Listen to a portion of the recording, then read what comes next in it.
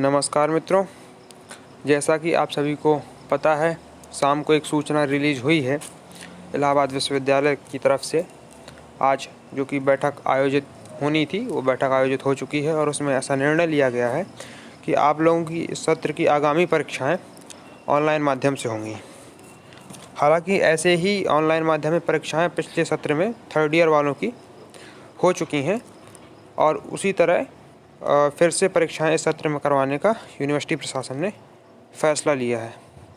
तो अब मुख्य चिंता का और जिज्ञासा का प्रश्न यह बना हुआ है कि ऑनलाइन माध्यम में परीक्षाएं कैसे होंगी, हमको इनके लिए क्या करना होगा।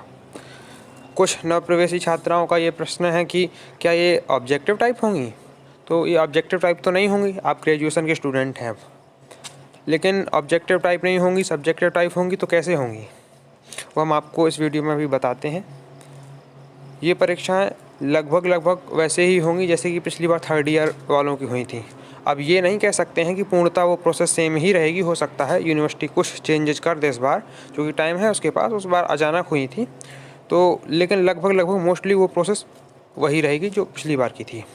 तो पिछली बार क्या हुआ था कि यूनिवर्सिटी ने अपना वेबसाइट में एक पोर्टल अवेलेबल, हो सकता है इस बार कुछ और कराए, पिछली बार का वेबसाइट था और हो सकता है मैं भी वेबसाइट ही इस बार फिर से वो पोर्टल बने।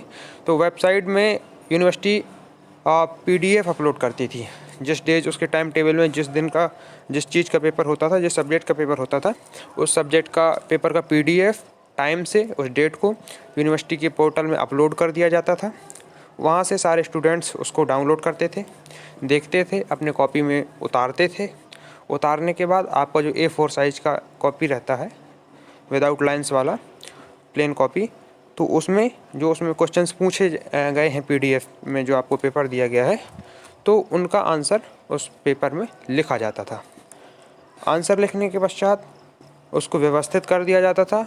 आंसर अच्छे से लिखना है, जैसा कि आप एग्ज़ाम में लिखते हैं, इसको हल्के से नहीं लेना है। तो अच्छे से आंसर लिखने के पश्चात कॉपी को व्यवस्थित करने के बाद इसका फ़ोटो खींच के एक PDF बना लेनी है और PDF को वहीं पोर्टल में एक ऑप्शन दिया जाएगा आपको अपलोड करने के लिए, अपना अपलोड कर देना है।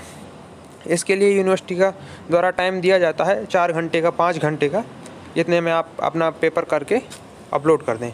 यदि फिर भी कुछ लोग नहीं कर पाते हैं तो इसके बाद यूनिवर्सिटी दोबारा टाइम देती है, एक्स्ट्रा टाइम देती है कि आप लोग अपलोड कर पाएँ, जिनका रह गया है तो और फिर से चांस मिल जाता है अपलोड करने का। तो ये बहुत चिंता का विषय नहीं है, आपकी कॉपी अपलोड हो जाती है। तो ऐसे आपका एग्ज़ाम का कुछ प्रोसेस होगा जैसा कि पिछली बार था। अब कुछ चेंजेस होंगे तो हम बताएंगे आपको, लेकिन जानकारी फ़िलहाल जहाँ तक है वो यही प्रोसेस होगा आपके एग्ज़ाम का। अब समस्या यह है कि एग्ज़ाम जब ऑनलाइन होना है तो क्लासेस का क्या करें। तो क्लासेस के लिए आपको क्या करना है, सबसे पहले आप अपना जो भी आपका सब्जेक्ट है उस डिपार्टमेंट में सबसे पहले इनरोलमेंट करा लें। ये ज़रूरी है, इनरोलमेंट सभी लोग करा लें। अपना व्हाट्सएप नंबर, जो भी डिटेल्स मांगी जाए वहाँ पे दे दीजिए। फिर ऑनलाइन क्लासेस चलेंगी या ना चलेंगी, जो भी होगा डिपार्टमेंट का काम है, ये सूचना दी जाएगी आपको। जो चल रही हैं तो चल ही रही हैं, जो नहीं चल रही हैं उनका डिपार्टमेंट मैनेज करेगा, तो वो आपसे कांटेक्ट करेंगे, आप लोग एनरोलमेंट करा लीजिए। इसके बाद हॉस्टल की जो समस्या है, तो हॉस्टल इसीलिए दिए जाते हैं ताकि बच्चे वहाँ रह कर अध्ययन कर सकें यूनिवर्सिटी के आसपास। लेकिन जब एग्ज़ाम ही नहीं होना है ऑफलाइन और क्लासेस की भी संभावना अब तो कम ही है चलने की, तो फिर हॉस्टल के आवंटन का भी कोई प्रश्न नहीं बनता। तो हॉस्टल के आवंटन की भी संभावनाएं बहुत ही कम है। तो आप लोग परेशान ना हो, चाहे तो घर में रहकर भी अपना पूरी पढ़ाई ये कर सकते हैं, क्योंकि क्लासेस तो ऑनलाइन ही चलनी है, तो आप वो तो घर से भी कर सकते हैं। और यहाँ पर फालतू में किराया वराया देने की आवश्यकता नहीं है रूम का। और चूँकि आप लोगों का देखिए प्राथमिक उद्देश्य पढ़ाई है, तो पढ़ाई पे फोकस करिए। परीक्षाएं ऑनलाइन होती हैं, ऑफलाइन होती हैं, ये बहुत चिंता का विषय नहीं है। आपका जो सिलेबस है, पाठ्यक्रम है, उनको बहुत अच्छे से पढ़िए, किताबों को बार बार लिखने का प्रयास करिए। चूँकि राइटिंग प्रैक्टिस आपकी इम्प्रूव होगी तो आपके फ्यूचर को वो भी इम्प्रूव करेगी, वो बहुत ही ज़रूरी है। राइटिंग प्रैक्टिस से ही आगे आपको मेंस लिखना है, क्योंकि यहाँ ज़्यादातर बच्चे सब UPSC एस्पिरेंट्स हैं, तो मेंस आपको अपनी राइटिंग प्रैक्टिस के बल पे ही निकालना है। तो आप लोग इसको हल्के में ना लेकर अपना सिलेबस पढ़ते रहिए, पढ़ाई में लगे रहिए और जो है अपना प्रैक्टिस करते रहिए। जो भी समस्याएं हों हम लोगों को बताइए, हम सॉल्व करेंगे। कमेंट में बताइएगा, रिप्लाई करेंगे। और अपनी पढ़ाई पर मेन कंसंट्रेशन, मेन फोकस रखिए, यही है आपके जीवन का जो भी है।